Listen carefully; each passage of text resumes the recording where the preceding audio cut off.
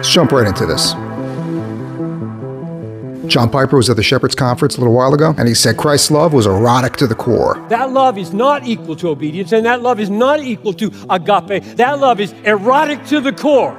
That's an overstatement. And then he continues and tries to justify his language, but let's be honest. If I want to tell somebody about the exciting love of God, I just tell them about the exciting love of God. I don't have to use the word erotic. Erotic means sexual arousal and excitement. Why use this type of language? Are you trying to just simply shock all the guys sitting there? And why is this any different than Todd White's weird sexual analogies? Because Abraham, not knowing it, had committed adultery with his own son. We were created to know him, and that word know, example is that Adam knew Eve. They came together. You knowing God is the same thing. It's coming together. It's actually intercourse. He sits in the theater room of your soul and sees everything that goes across your screen, guys. Your whole pornography thing, you think like no one knows it? God's watching it with you. He waits till you reach climax. If he only desired to know me, I would be his climax.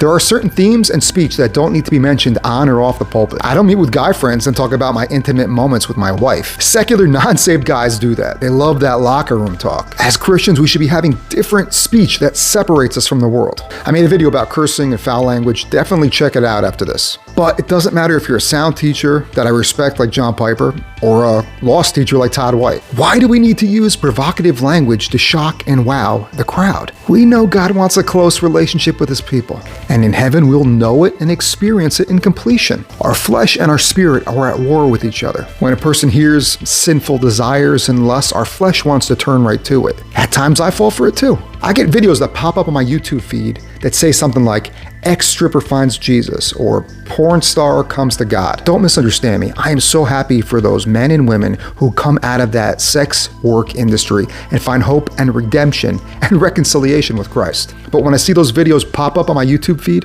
they excite the flesh. They don't excite the spirit. Knowing God's salvific plan, knowing God came down and saved a wretched people who were at war with him, who changes their hearts and makes them adopted children worthy of his love and affection, that's already a beautiful story. It doesn't require hints of perversion to get the theme across. Enough of the borderline risky language. Let's preach the gospel and let the power within that save. Take care.